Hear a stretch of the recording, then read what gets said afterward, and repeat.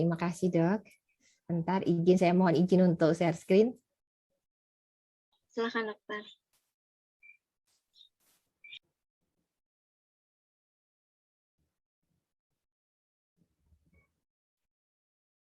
Nah, sebelumnya saya izin mengingatkan pada 10 menit terakhir ya, Dok. Ya, baik, Dok.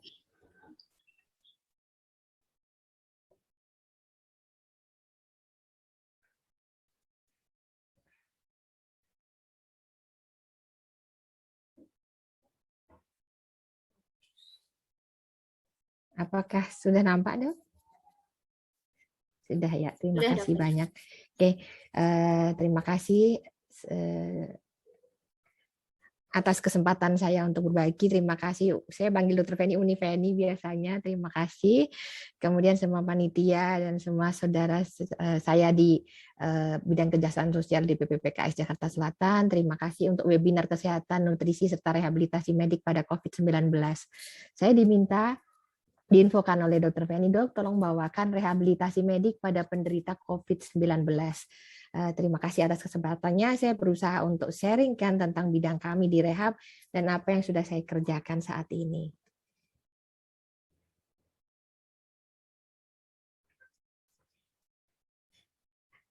Ini kurikulum vitae saya sudah dibacakan tadi oleh moderator. Terima kasih, Dok.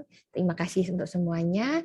Yang akan saya bacakan yang pertama, terutama apa yang akan saya utarakan saat ini, sharing saya mengenai kami dari bidang rehab, dampak COVID-19 pada sistem respirasi, kemudian apa yang bisa kami kerjakan dari rehabilitasi, mekanisme bernafas, serta tata laksana. Karena kami paham banyak sekali orang hebat, dan COVID ini tidak perlu satu orang hebat, dia perlu banyak orang hebat dan kerjasama multidisiplin. Tidak boleh satu orang yang akan unggul sendirian. Kita harus bahu-membahu untuk mengatasi hal ini, dan dari rehab yang bisa kami sumbangkan untuk tata laksana COVID-19 selama ini 1,5 tahun kami sudah ikut serta dalam tim penanggulangan COVID-19, terutama di rumah sakit saya di Persahabatan, serta ada rumah sakit darurat COVID-19 Wisma Atlet Kemayoran. Hanya sekedar reminding, mengingatkan bahwa COVID-19 itu mini droplet, akses masuknya apabila dia masuk ke saluran respirasi itu yang typically, kemudian dia bisa masuk lagi ke 3 sistem yang lain. 3 sistem yang mengenai saluran cerna, yang mengenai sistem vaskuler atau pembuluh darah. Pembawanya adalah manusia saat ini, meskipun sudah mulai ada kemungkinan dibawa oleh reservoir lain selain manusia, tapi saat ini pembawanya adalah manusia, sehingga repotnya, deteksinya itu yang menyebabkan kita harus mau tidak mau waspada terhadap manusia lainnya. Karena dia akan menjadi tumpangan antar manusia ke manusia lain, sehingga disitulah akan ada protokol kesehatan untuk membatasi penularan antar manusia. Dampaknya saat dia masuk, itu saya yakin semua sudah terpapar, sering banget lihat ini dalam 1,5 tahun. Tapi mungkin saya hanya reminding sedikit bagaimana dia masuk ke dalam tubuh kita, dia ambil alih terminal-terminal ACE inhibitor, ACE2, kemudian terminal itu dia babat dan dia kerusakan, inflamasi atau konsletnya tubuh akibat dia masuk. Collateral damage yang dia kerjakan luar biasa, dia cukup ganggu pusatnya, sampai perifer rusak semua. Bahkan saat SARS-CoV-2 ini sudah tidak di badan kita, kerusakannya seperti pasca tsunami atau pasca badai masih tersisa, yang nantinya akan kita kenal sebagai long COVID. Targetnya yang kita ketahui, pertama pasti batuk kering, kalau simptomnya khas di respirasi. Kalau tidak, belum tentu ada. Sesak, lekas lelah itu ke depannya lagi. Tetapi di awal saat ini variasi keluhannya sudah mulai banyak, karena yang diganggu adalah terminal ACE2. Ada di mana terminal itu? Di situ yang dia akan ganggu. Karena ada 3 saluran utama, pernafasan, pencernaan, pembuluh darah. Skema yang sebelah kiri itu adalah bagaimana dia membajak terminal ACE2 reseptor, kemudian dia babat, dan dia tidak sisakan untuk yang seharusnya, sehingga konslet tubuh jadi dalam kondisi siaga perang terus, padahal musuhnya sudah tidak ada. Itu yang terjadi sehingga konsletnya menetap. Ada gangguan otonomik yang selalu mengancam sampai selesai COVID-nya. Ini musuh yang luar biasa, karena dengan cara yang sangat cerdas, dia rusak langsung di intinya, dia rusak langsung di pusatnya, sampai collateral damage-nya luar biasa ke belakangnya. Ini timeline-nya dari mulai dia masuk ke badan kita seperti kuda Troyan, dia nunggu kita lengah, setelah itu dia babat kita, kemudian dia hilang tetapi kerusakannya permanen. Dan itu akan tersisa nanti di belakang di pasca COVID-nya. Yang juga akan merepotkan kami dari rehab, karena beberapa pasti saya sudah sembuh, tapi kok masih ada keluhannya. Itu mungkin akan ada ke depan, karena 58% tersisa keluhannya mudah lelah. Bahkan ada yang permanen, ada yang lain. Ini beberapa gejala pasca COVID nampak dalam skema ini. 58% fatigue. Ini meta-analisis beberapa long term pengawasan jangka panjang pada pasien COVID setelah sembuh COVID sampai berapa bulan? 12 bulan, 14 bulan, 16 bulan masih tersisa. Berapa persen yang tersisa? Beberapa orang berbeda-beda. Jadi kita dibuat menua lebih cepat oleh SARS-CoV-2. Dengan dibabatnya S2 reseptor tadi, kita jadi cepat lelah. Apa yang terjadi di orang tua, lansia, usia di atas 60-70 tahun, terjadi di kita. Enggak pandang usia. Tergantung dari kerusakan yang dia jadikan. Kalau kerusakannya dominan di lelah, ya dia akan cepat lelah. Seperti kita berjalan dengan orang tua berjalan. Kita jadi seperti mereka. Mungkin kalau yang biasa berurusan dengan pasien geriatri, tahu Bang, yang kita suka sebut sebagai sindroma B. Kalau di orang Jawa itu bilang, kalau orang B apa? Yang nomor 1, belereng, matanya berkurang. Kalau kena di daerah mata. Karena dia diserang adalah neuritis atau saraf kranialisnya sering terjadi pasca COVID-nya. Kemudian budak, keringan, pendengaran berkurang. Diawali dengan mungkin otalgia, nyeri telinga, dan lain-lain yang cukup bikin pusing, karena sejawat THT kami juga pasti akan berusaha meruntut di mana yang terkena. Dokter-dokter spesialis saraf juga pasti akan meruntut di mana yang terkena. Kita sama-sama memilah metanin, istilahnya kita cari mana sih yang terkena. Karena ini luar biasa. Tapi kita tidak tahu yang disambar petir yang mana gitu. Kemudian apalagi yang orang tua yang kita lihat, mata belereng, telinga budek, buyutan, mulai kan kesemutan-kesemutan. Mulai lagi apalagi boyoan pinggangnya kambuh, bisa diafragma tuh nempelnya di pinggang, jadi bisa kambuh, bisa encok karena habis COVID, bisa karena dia meninggalkan collateral damage yang luar biasa. Dan low grade inflamasi atau inflamasi ringan yang ada di sekujur tubuh kita dituakan dengan cepat oleh si SARS-CoV-2. Jadi yang menyebabkan wujud kita, usia kita mungkin masih muda, tetapi kan tidak ada yang tahu dalaman onderdilnya dirawat atau tidak oleh yang punya. Apakah kita cukup bersyukur dengan anugerah penguasa alam semesta yang memberikan kita onderdil yang tanpa harus tune up, tapi setiap waktu berdetik penurunan fungsinya. Ini penurunan fungsinya dipercepat. Jadi yang berikutnya botak bisa alopecia areata bisa terjadi pada pasca COVID-19. Boyoan, buyutan, belerang, budek, beser bisa, gangguan otonom bisa terjadi pada orang pasca COVID. Tergantung mana dia yang kena konsletnya. Yang terakhir bablas pastinya. Kita harapkan sih bagi yang terkena COVID disayang oleh Allah, dibersihkan, di laundry semuanya. Apabila kemudian dia kena, kemudian sampai dengan wafat, kita akan dia mendapatkan husnul khotimah. Karena setiap orang mempunyai pathway sendiri atau jalan saat mendapatkan COVID-19. Dari kami, dari rehabilitasi respirasi, apa yang bisa kita kerjakan? Ilmu kami, ilmu saya, Dr. Feni, itu terkait tentang fungsi. Kalau ada fungsi yang baik, kalau nggak baik namanya disfungsi. Kalau bagus itu adaptasi, kalau nggak bagus namanya maladaptasi. Si SARS-CoV-2 itu membuat kita jadi maladaptasi. Di dalam tubuh sudah reinstall semua obatnya. Super engineer yang mahal luar biasa yang membuat tubuh manusia. Dan dia sudah menyebabkan auto-repair di badan kita. Cuma kadang mogok karena kitanya yang jauh dari fitrah pola hidupnya. Apabila mengikuti Rasulullah, luar biasa itu. Apa yang dikerjakan oleh tuntunan kita, karena kita sudah punya bocoran. Kalau mau sehat, ikuti. Karena itu pasti sahih, nggak perlu evidence based. Itu tak terbantahkan. Apa kata Quran, apa kata hadis, itu pasti benar. Dari kami menuju ke arah fungsi. Rehabilitasi, tidak nunggu sakit. Kami promotif, preventif, seperti yang saya sharingnya saat ini termasuk dalam promotif. Kami mengajak saudara-saudara semua untuk ayo dijaga respirasi. Mumpung nikmat nafas itu masih ada di kita. Saat itu dipanggil, nggak ada gunanya. Apapun di dunia tidak ada yang bebas dari dia. Kita hanya berharap kita tidak dicolek. Tapi ini pandemi, dan pandemi itu arisan. Saya termasuk LC, saya termasuk alumni. Karena kami ada di rujukan pertama, kami yang akan mencicipi pertama kali. Tapi alhamdulillah fatalitas tidak jarak, karena kami tahu polanya. Dan kami, kalau dia mutasi, kami pun harus mutasi. Karena kami harus terus semangat menghadapi dia. Karena dia menyebabkan kita dibelajari, kita diberikan ujian agar naik tingkatan lebih tinggi. Kalau sampai di ICU, survivalnya rendah. Kenapa? Berarti terlambat. Karena tubuhnya sudah telat, baru kita tolongnya di ujung. Sudah kelengar semua. Post-COVID, restriksi jaringan kami yang takuti. Ini yang tadi secara rehab, mulai dari awal. Jadi dari sekarang saya latihan. Yang saya punya dan paling mager, latihan nggak usah susah-susah, latihan nafas, nggak modal apa-apa. Latihan aja merawat yang sudah install di badan kita. Mekanisme bernafas, mungkin kita nafasan biasa, tarik nafas, buang mah otomatis. Kita nggak usah mikir kok, otomatis itu terjadi. Semua yang otomatis itu kalau hilang, baru kita berasa betapa besarnya nikmat itu. Nggak ada satupun yang bisa beli.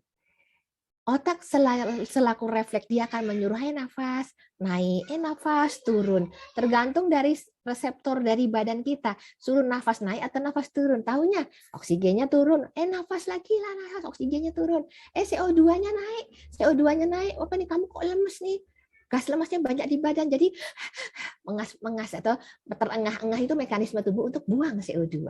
Semua gas yang kotor itu keluar, CO2 keluar, kemudian yang masukkan adalah oksigen yang bagus gitu. Itu mekanisme.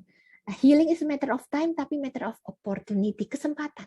Tidak semua orang mendapatkan hidayah untuk memahami pentingnya respirasi atau pernafasan sampai nikmat itu diambil oleh pemiliknya.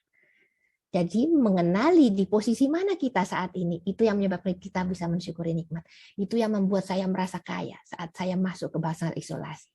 Karena saya punya nikmat yang luar biasa yang saudara-saudara saya saat ini mungkin sedang didiskon nikmatnya. Ini pernafasan. Otot yang seperti kubah yang paling atas ini namanya diafragma. Kami dari rehab itu mengurusi otot. Jadi salah satu otot yang saya urusi adalah diafragma, karena saya dari rehabilitasi kardiorespirasi, terutama karena respirasi, karena saya di rumah sakit umum dengan keunggulan respirasi, yaitu Rumah Sakit Persahabatan. Otot ini akan bergerak naik, bergerak turun. Saat dia bergerak turun, dia seperti vakum cleaner, nyedot semuanya udara dari luar untuk masuk ke dalam rongga dada, ke dalam paru-paru, agar balon udara paru-paru kita ngembang. Kemudian dia naik ke atas untuk ngempesin paru-paru supaya paru-paru keluar. Mekanisme ini kita dapat otomatis begitu bayi keluar dari rahim ibu. Ditekan oleh jalur nafas di dalam jalan persalinan, waktu keluar tekanan itu otomatis jadi mebal dan dia menyedot udara pertama kali. Saat itulah dengan kuasa Allah balon udara dimekarkan. Dan sampai umur kita saat ini tidak pernah dia istirahat. Nggak boleh dikasih cuti. Begitu cuti selesai, kita juga cuti dari dunia ini. Luar biasa, itu yang perlu kita sayang. Sering mungkin kita lupa berterima kasih atas nikmat yang sudah diberikan. Saudaranya paru-paru juga sama, jantung juga nggak pernah istirahat. Dua itu kolaborasi. Makanya dua itu adalah barang yang paling berharga, sehingga diberi kerangka yang sangat kuat, yaitu rongga dada atau sangkar dada untuk melindunginya. Mekanisme pernafasan terkait dengan otot-otot yang leket di rongga dadanya. Otot ini, jadi kenapa orang-orang banyak tuh lagi COVID, PCR positif, tapi nggak ada gejala apa-apa, tapi tengkuknya tuh sakit terus. Otot-ototnya pegel semua. Mungkin otot-otot ini sudah lelah sebelumnya, terlalu nunduk posturnya. Jadi untuk bernafas dia lebih kan, kalau kita ngejinjing ember jauh-jauh dari badan, itu kan berat.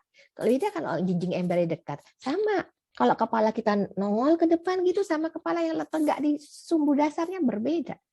Itu yang akan terjadi karena membebani tubuh melebihi batasnya. Jadi kalau di posisi yang nyaman, enak, napas pun akan lebih enak. Saat dia di posisi nyaman kemudian kena COVID, akan lebih bagus mekanisme pertahanannya daripada yang posisinya sudah melengkung mendekati bumi.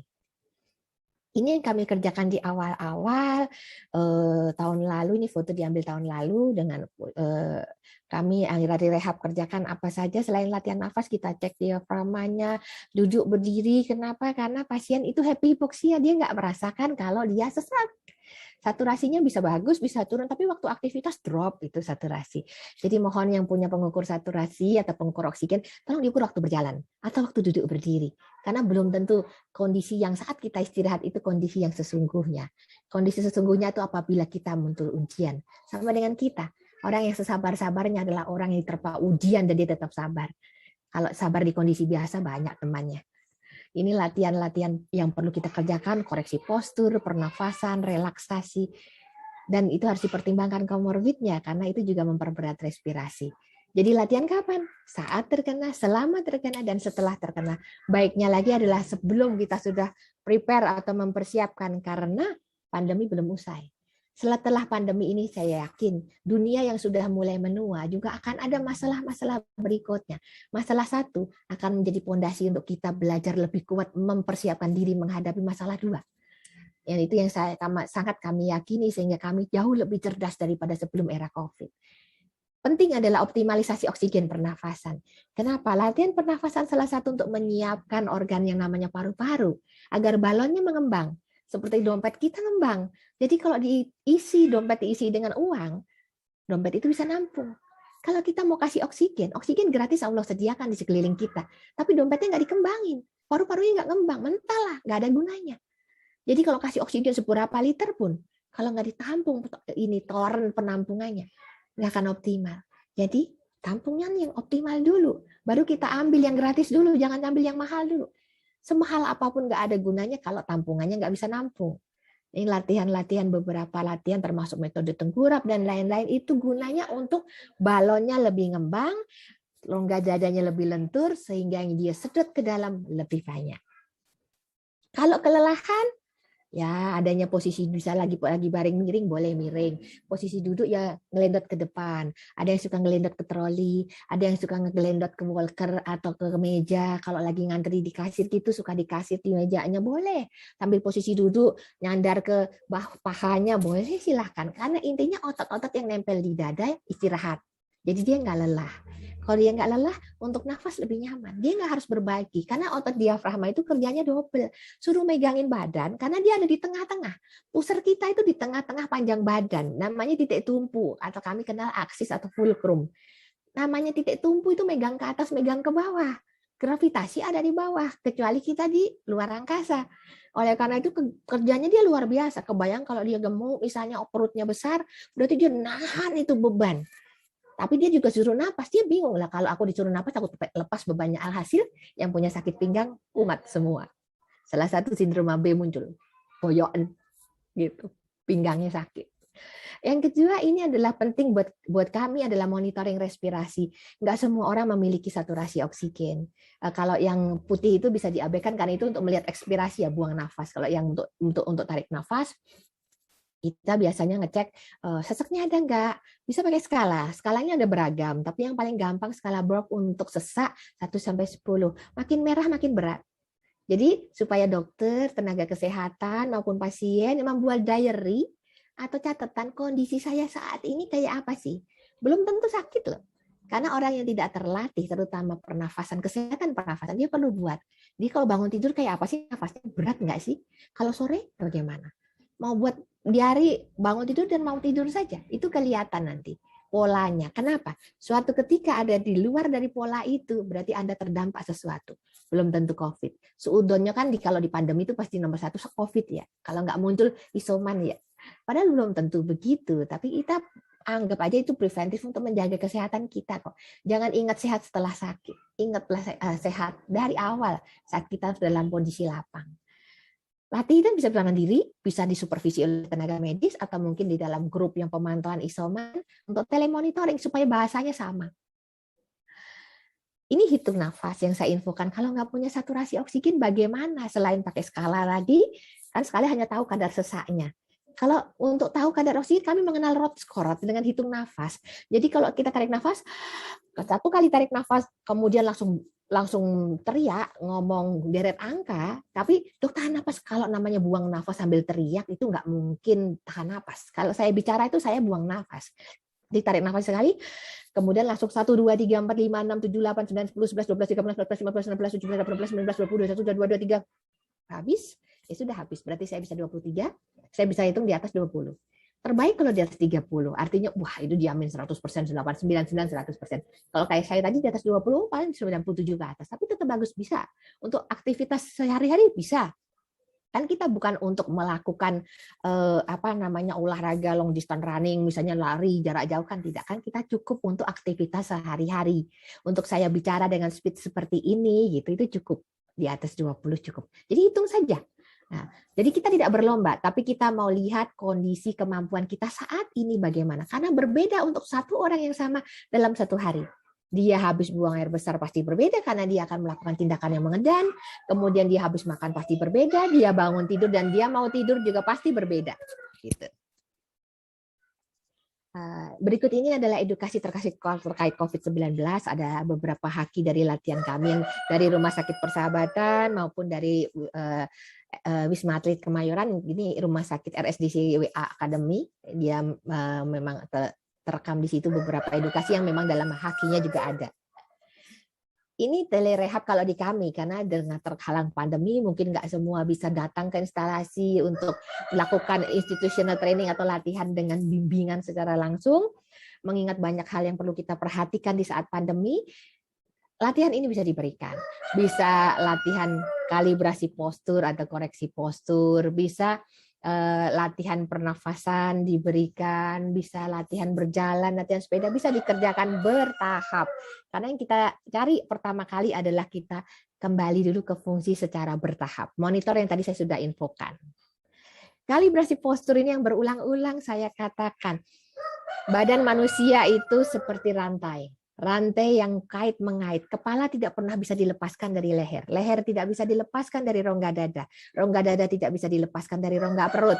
Rongga perut ketemu dengan pinggul, kemudian ke kedua kaki yang menapak di tanah.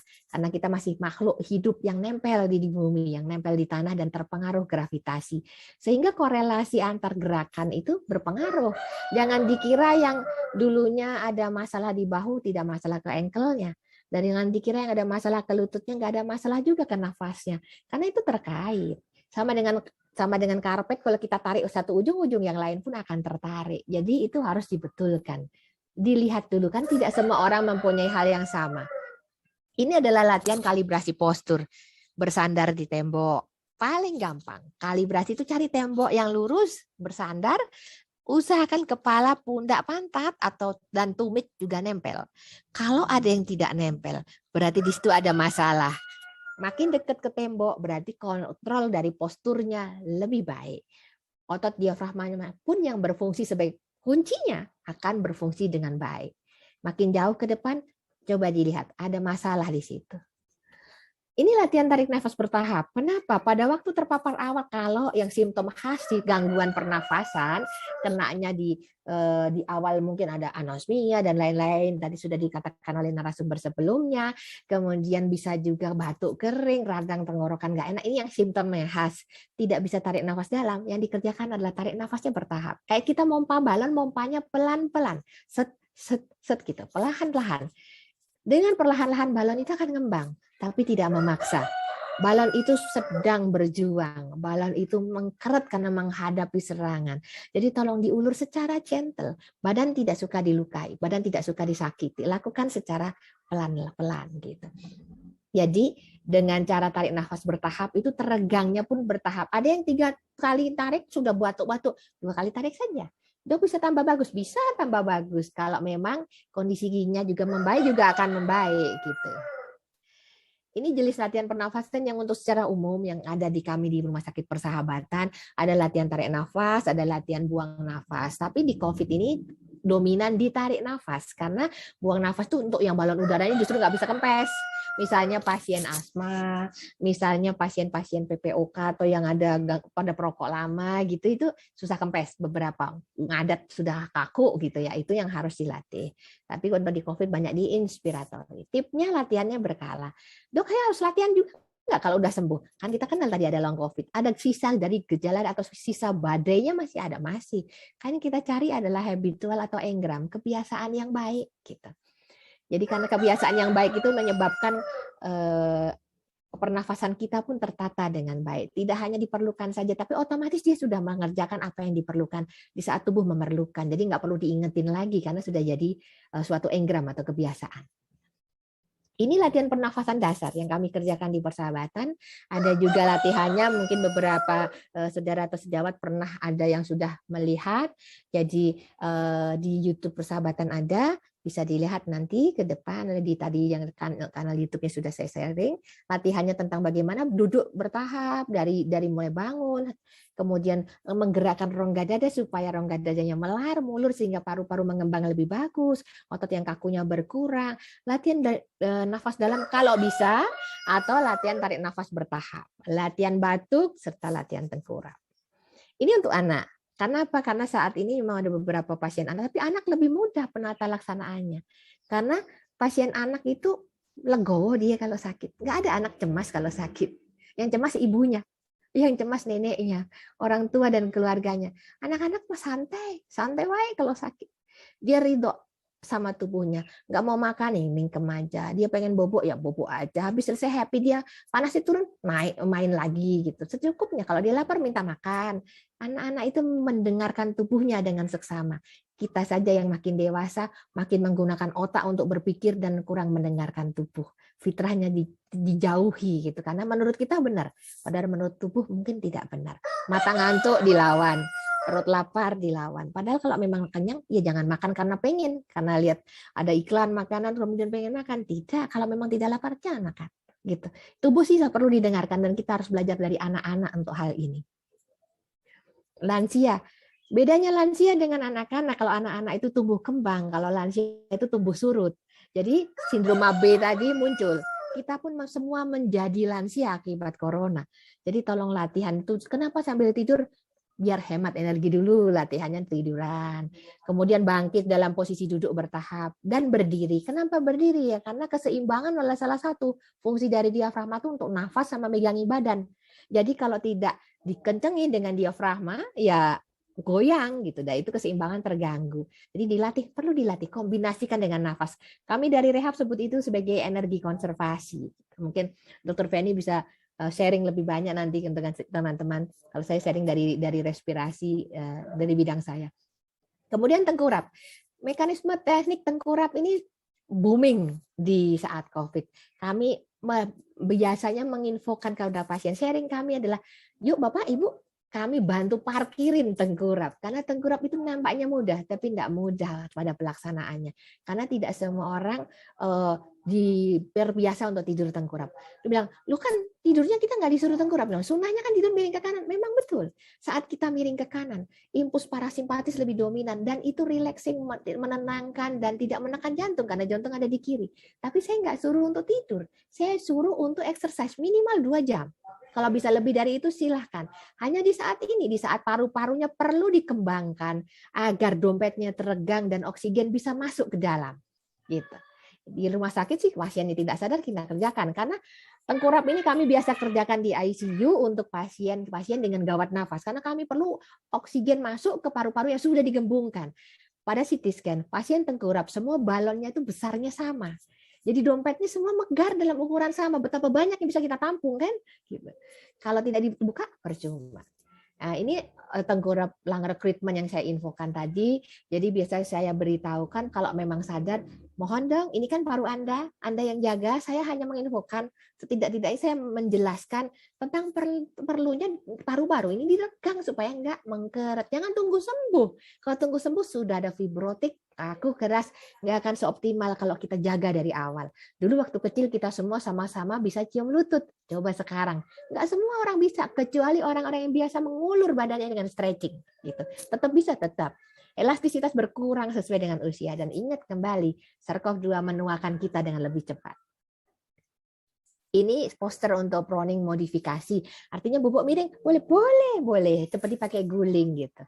Apalagi kalau ibu hamil, apalagi bapak hamil yang perutnya besar itu, ya miring aja begini dengan guling atau bantal, boleh silahkan. Senyamannya. Yang penting punggung dalam kondisi bebas. Karena bebas, jantung ditaruh. Kalau kita telentang, jantung nibanin paru-paru. Semua komposisi di depan itu berat. Karena kita gravitasi, kecuali kita di luar angkasa, nggak ada gravity, beda. Kita terpengaruh dari gravitasi. Sehingga ya kita harus atasi posisi itu, letakkan dulu di bawah dengan cara tengkurap. Izin 10 menit lagi, dokter. Baik, terima kasih dok, tinggal sebentar. Saya juga mengingatkan tentang pentingnya protokol kesehatan dok. Kebetulan saya juga dari komite PPI di rumah sakit, sehingga mohon yang dikotakin ini kita nggak bisa tukar virusnya, kita nggak bisa usir virusnya. Mau tidak mau, suka tidak suka harus dihadapi. Jadi kalau punya ruangan, dijaga tata udaranya supaya nggak puter aja di situ virusnya. Kemudian pakai protokol kesehatan yang baik. Masker itu pertahanan terakhir. Pola hidup yang sehat, istirahat yang cukup, intake yang tidak tinggi gula, itu salah satu cara kita. Karena SARS-CoV-2 ini sangat peka dengan hiperglisemik. Orang nggak apa-apa aja kadar gulanya bisa naik karena inflamasi itu meningkatkan kadar gula. Kalau ditambahi apalagi para pabrik gula yang diabetes, harus alert luar biasa, harus siaga. Anda punya titik lemah di sana. Karena SARS-CoV-2 membangunkan semua titik lemah.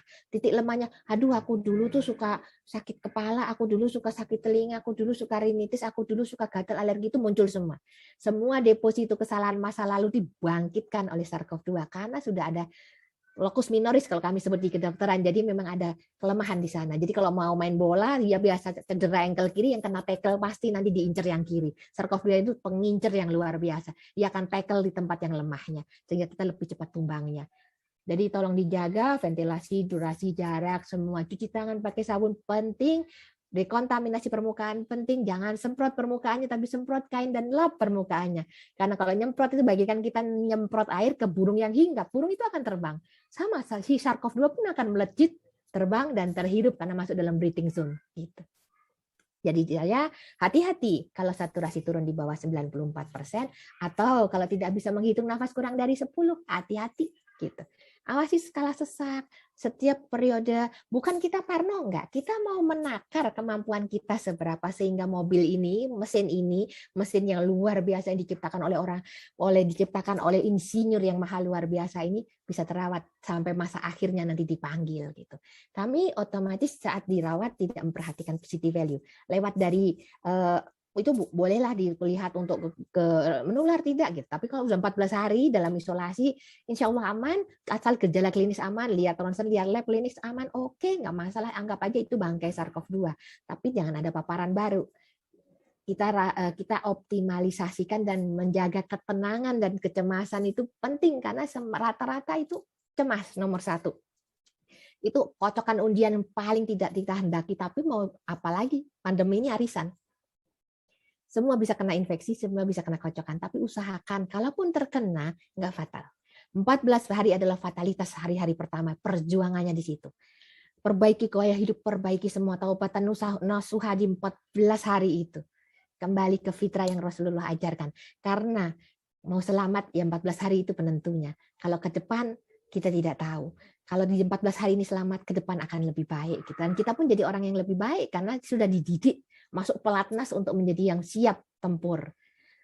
Untuk ikhtiar proteksi, protokol kesehatan. Vaksinasi penting karena ini latihan tempur. Pilihannya cuma 2, mau latihan tempur atau tempur. Tempur berarti terinfeksi, latihan tempur berarti vaksinasi. Bila terpapar, kurangi paparan, jaga tubuh dan imunitasnya. Istirahat yang cukup, istirahat itu healing yang luar biasa. Dengarkan apa kata tubuh. Tubuh ingin istirahat, istirahat. Tubuh belum ingin makan, jangan makan dulu. Kita nggak akan kelaparan dengan 1 hari 2 hari tidak ingin makan. Rehat, yang penting tidurnya dulu cukup. Banyak minum yang cukup gitu ya. Kalau memang ada masalah, tetap kontak tenaga medis, dan kesehatan penting untuk follow up. Karena yang bagus menurut kita belum tentu bagus menurut tenaga medis, karena ada happy hipoksia dan segala macam variasi yang disebabkan oleh SARS-CoV-2. Buat si corona ini nggak betah di badan kita, be a bad host. Jangan sampai dia betah, dikasih makan sama tuannya. Kalau betah dia membajak badan kita, membanyakkan diri untuk dia, dan kita jadi sarana penularan dia ke orang lain. Terkait untuk pandemi, kita harus berdoa, ya Allah lindungi, berikan perlindungan yang terbaik, karena saya juga teman-teman yang nakes lainnya tidak ada daya dan upaya tanpa izin Allah. Jadi kami melakukan secara keilmuan yang kami bisa kerjakan, tapi tersentuhnya hati seseorang untuk memohon kepada Robnya adalah dia yang berusaha. Saya pun sebagai nakes hanya nebeng ke dia, karena doa dia yang dijabah sebagai doa orang sakit. Sehingga biasanya kami mohon untuk doa bersama. Beberapa yang kondisinya menuju kritis, beberapa juga kami dapat kesempatan untuk mentalkinkan, karena disitulah tempat kami bisa mendampingi saudara-saudara kita di ujung hayatnya. Semoga Allah mudahkan, semoga Allah berikan perlindungan untuk kita semua, diberikan perlindungan untuk pasien, untuk staf hospital, rumah sakit, nakes semua, dan semua kita yang di lingkungan. Optimalisasi kemampuan pernafasan kita, dan sedini mungkin bisa menyelamatkan fungsi respirasi kita. Demikian dari saya, semoga bermanfaat, dan upaya kita untuk menyelamatkan umat manusia, biarpun itu hanya satu nyawa, bisa sama dengan menyelamatkan seluruh umat manusia. Semoga bermanfaat. Wabillahi taufiq wal hidayah. Wassalamualaikum warahmatullahi wabarakatuh.